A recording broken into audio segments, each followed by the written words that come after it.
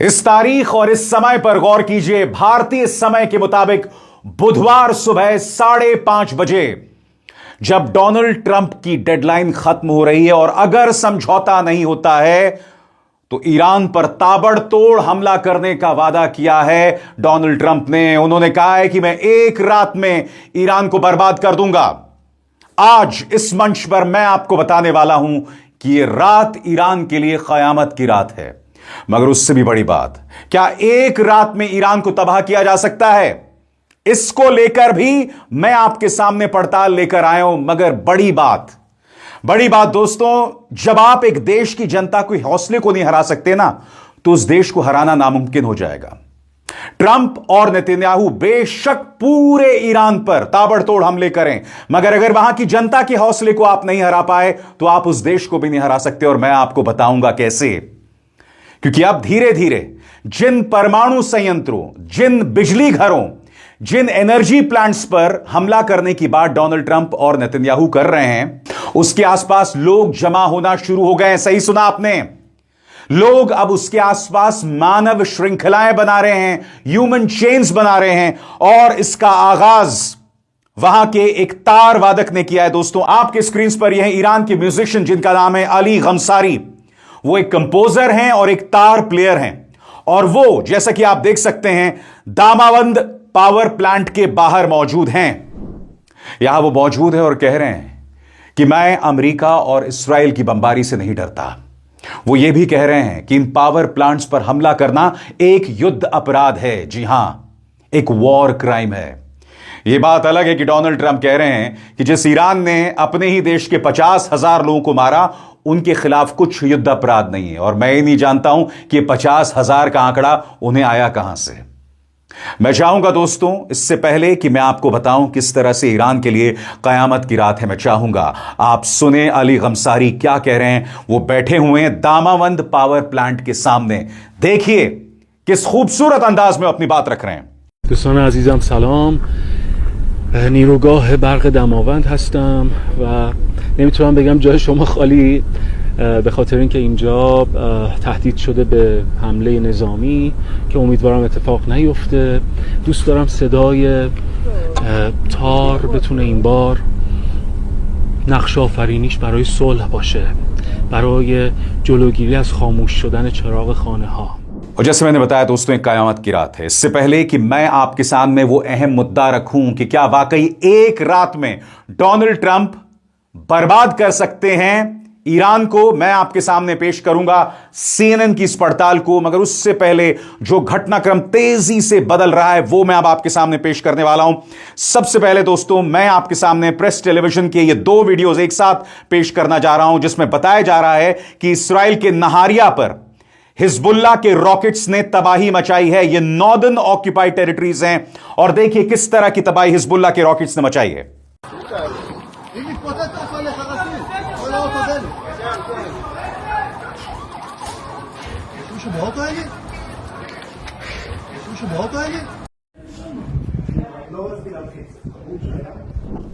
और अब मैं आपको बताना चाहता हूं दोस्तों, ये मंजर है जब तेल अवीव पर आकर एक मिसाइल गिरती है। देखा जाए।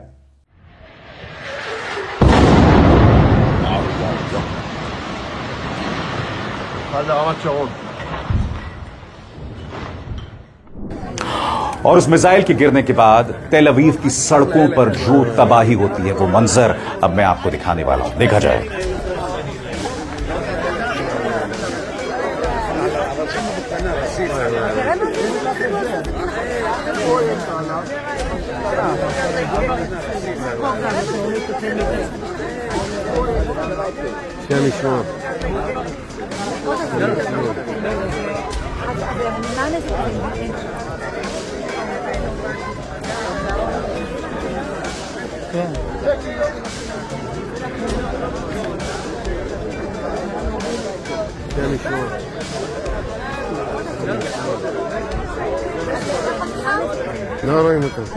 ईरान ने यह भी दावा किया है कि उसने अमेरिका के एक MQ-9 ड्रोन को गिराया है और उसके लिए उसने यह वीडियो पेश किया है। मैं आपको बताना चाहता हूं, प्रेस टेलीविजन यहां की कह रहा है कि ईरान की IRGC नेवी एयर डिफेंस ने अमेरिकी MQ-9 ड्रोन को पिछली रात गिरा दिया केश्म द्वीप में। उस आइलैंड का नाम है केश्म द्वीप, जहां बताया जा रहा है कि इस MQ-9 ड्रोन को गिरा दिया गया और उसके लिए बाकायदा यह वीडियो जो है वो IRGC पेश कर रहा है। यानी कि यह युद्ध जो है अमेरिका के लिए बहुत बहुत बहुत महंगा पड़ रहा है और यही वजह है कि डोनाल्ड ट्रंप पूरी तरह से बौखलाए हुए हैं। पत्रकारों के सामने आते हैं, पत्रकार कहते हैं कि आप तो वॉर क्राइम कर रहे हैं, युद्ध अपराध कर रहे हैं। तो सुनिए डोनाल्ड ट्रंप क्या कहते हैं। डोनाल्ड ट्रंप कहते हैं भाई जिस देश ने अपने ही देश के 50,000 लोगों को मार दिया हो हाल में, उनको लेकर कुछ युद्ध अपराध नहीं है। और आप जानते हैं दोस्तों 50,000 का आंकड़ा सरासर गलत है। सुनिए डोनाल्ड ट्रंप ने क्या कहा। Mr. President, how would it not be a war crime to strike Iran's bridges and power plants? Because they killed 45,000 people in the last month, more than that. I think it could be as much as 60. They kill protesters, they're animals. And we have to stop them and we can't let them have a nuclear weapon. Very simple. They want a nuclear weapon, they've been trying for a long time. I stopped them with the Obama horrible Iran nuclear deal.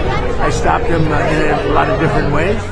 मगर यकीनन America और इस्राएल दोनों पारा बढ़ा रहे हैं। अब मैं आपके सामने दो खबरें पेश करना चाहता हूं। सबसे पहले इस्राएली न्यूज एजेंसी हारेट्स की खबर जो बता रही है कि IDF ने, इजरायली डिफेंस फोर्सेस ने ईरानियों को चेतावनी दी है कि अगले 12 घंटे तुम जो है किसी ट्रेन पर सफर ना करना। आपको अंदाजा है दोस्तों, ये दोनों मेरे ख्याल से इंसानियत के इतिहास के, यानी कि नेतन्याहू और डोनाल्ड ट्रंप सबसे बड़े युद्ध अपराधी साबित होंगे। क्योंकि आप जानते हैं कि international criminal court of justice में नेतन्याहू पहले ही अपराधी हैं। कई ऐसे देश हैं जहां ये कदम रखेंगे इन्हें गिरफ्तार कर लिया जाएगा। अब ये खुलकर कह रहे हैं कि वो ट्रेन पर हमला करेंगे। मैं फिर आपसे पूछना चाहता हूं, ट्रेन में कौन से आतंकवादी हैं? इनमें तो आम लोग सफर करते हैं और जिन लोगों ने पहले से टिकट्स ले लिए हैं, आप उन्हें मारेंगे? डोनाल्ड ट्रंप भी अपनी तरफ से बयान दे रहे हैं जिसमें वो कह रहे हैं कि कंप्लीट डेमोलिशन, यानी कि मैं पूरी तरह से तबाही कर दूंगा। यह तो युद्ध अपराध है ना दोस्तों। और ये कितना बड़ा युद्ध अपराध है कुछ देर बाद, मगर उससे पहले वो बड़ी चर्चा जो मैं आपके सामने करने आया हूं दोस्तों, CNN की इस खबर पर गौर कीजिए। CNN का यह कहना है कि ईरान को एक रात में तबाह करना नामुमकिन है, बशर्ते, और यह अपने आप में बहुत खतरनाक बात है, बशर्ते डोनाल्ड ट्रंप ईरान पर न्यूक्लियर बॉम्ब का इस्तेमाल करें। मैं दोस्तों एन वर्ड का बहुत ही हल्के अंदाज में इस्तेमाल नहीं करना चाहता हूं, मगर हम डील कर रहे हैं एक ऐसे आदमी से जो अपना मानसिक संतुलन खो चुका है, जो कुछ भी कह रहा है, जो अंदर से बाहर से बीमार है पूरी तरह से।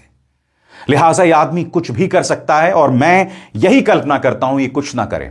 मगर वो जो सवाल उठाया जा रहा है कि क्या वाकई ईरान को अमेरिका अपनी पारंपरिक ताकत से पूरी एक रात में तबाह कर सकता है, 4 घंटों में तबाह कर सकता है? तो मैं आपको बताना चाहता हूं, CNN ने बात की है रक्षा विशेषज्ञ पीटर लेटन से, और पीटर लेटन से जो बातचीत हुई है उस आधार पर जो जानकारी सामने आई है अब मैं आपके सामने पेश करने वाला हूं। गौर फरमाइएगा मेरे एक एक लफ्ज, एक एक सेंटेंस पर। पहले पीटर लेटन के मुताबिक उन्होंने बताया कि 6 B-2 स्टेल्थ बॉम्बर्स की एक फ्लाइट, एक मिशन में कुल 96 यानी कि 2000 पाउंड GDAM बॉम्ब ले जा सकते हैं। यानी कि एक GDAM बॉम्ब में होते हैं 2000 पाउंड। अगर एक दिन में 2 मिशन कर लें तो कुल 192 बॉम्ब हो जाते हैं, वो भी तब जब सारे टारगेट पर सही लगे। इसके अलावा अगर अमेरिका इस्राएल की संयुक्त फोर्स के 40 F-51 विमान शामिल हो और हर एक में 6 GDAM यानी कि 6 2000 पाउंड के बॉम्ब हो तो ये और 240 बॉम्ब जोड़ देते हैं।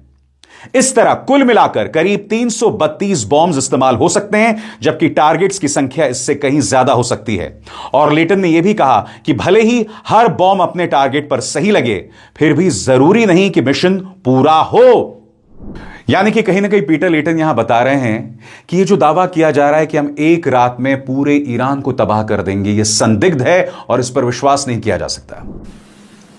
Well, first of all, we were trying to diffuse the escalation in the region since 2023.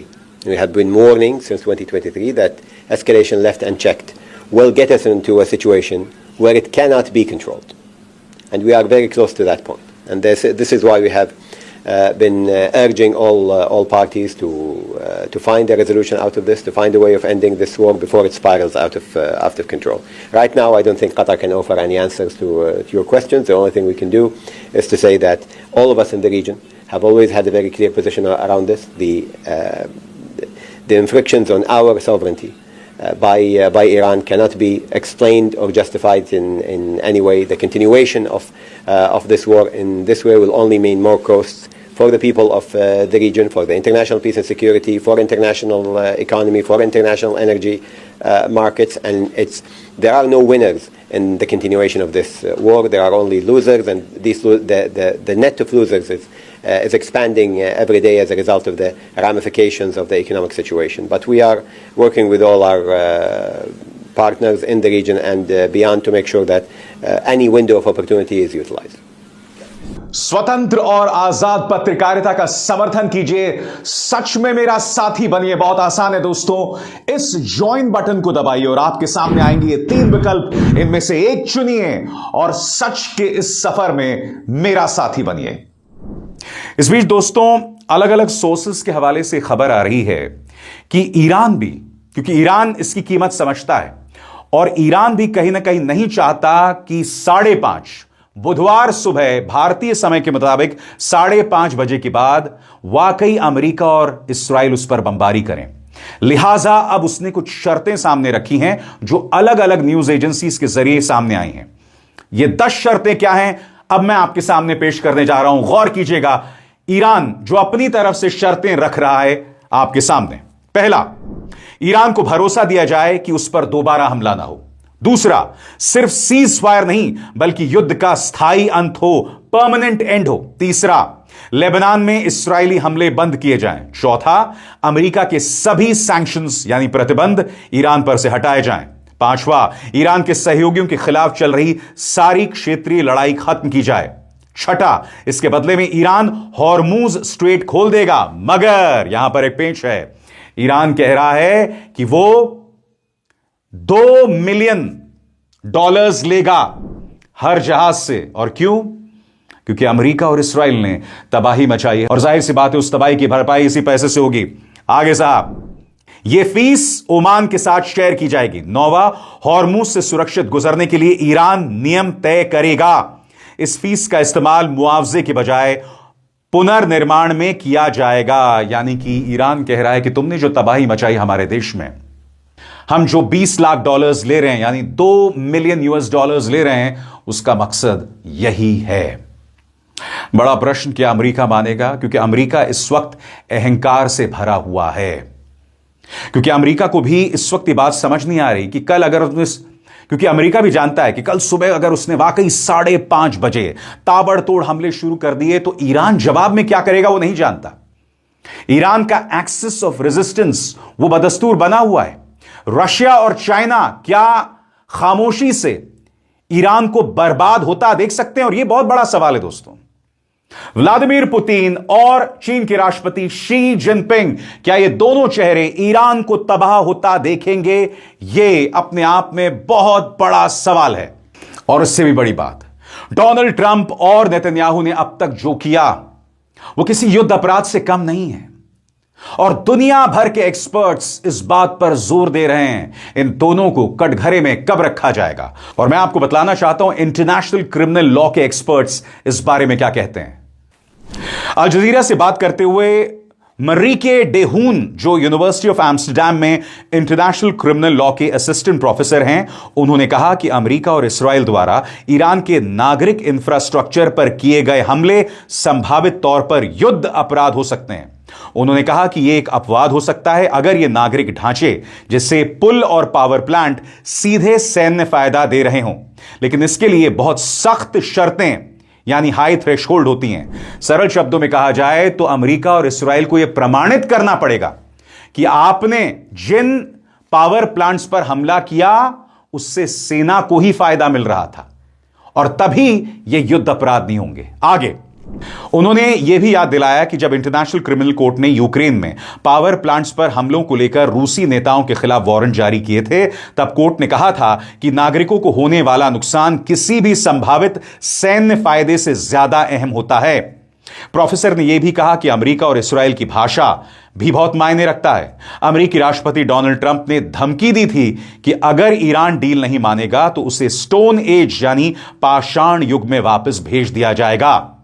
Professor के मुताबिक ऐसी धमकी से यह संकेत मिलता है कि हमला सिर्फ सैन्य ठिकानों पर नहीं बल्कि आम नागरिकों पर होगा, जो मानवता के खिलाफ अपराध माना जा सकता है। मगर क्या डोनाल्ड ट्रंप और नेतन्याहू पर कोई फर्क पड़ने वाला है? यकीनन दोस्तों, आज की रात कयामत की रात है और इस पूरी रात पर मेरी निगाह होगी। मैं और मेरी टीम लगातार खबरों पर निगाह रखेंगे और आप तक इन खबरों का एनालिसिस पहुंचाते रहेंगे। आप में से कुछ लोग कहते हैं कि भाई अल जजीरा पे खबर आ गई अभिसार, आप अब दिखा रहे हैं। आपको समझना पड़ेगा दोस्तों, मेरा 24 घंटे का न्यूज चैनल नहीं है, मेरा ब्रेकिंग न्यूज चैनल नहीं है, मैं लाइव नहीं कर रहा हूं। मैं आपके सामने न्यूज एनालिसिस और न्यूज का फोकस पेश करता हूं। लिहाजा अगर यह खबर आपको देर में दिखे तो यहां दो चीजें हैं। पहली बात, मैं खबरों का एनालिसिस करता हूं और दूसरी बात, जब तक कोई खबर कंफर्म्ड ना हो मैं वो आप तक पहुंचाता नहीं। और जब से 35 दिन गुजर गए हैं जब से युद्ध शुरू हुआ है और मैंने अपनी तरफ से आपके सामने जो भी खबरें लाई हैं वो कंफर्म्ड खबरें रही हैं। कम से कम मेरी कोशिश तो यही रही है। अभिसार शर्मा को दीजिए इजाजत। नमस्कार।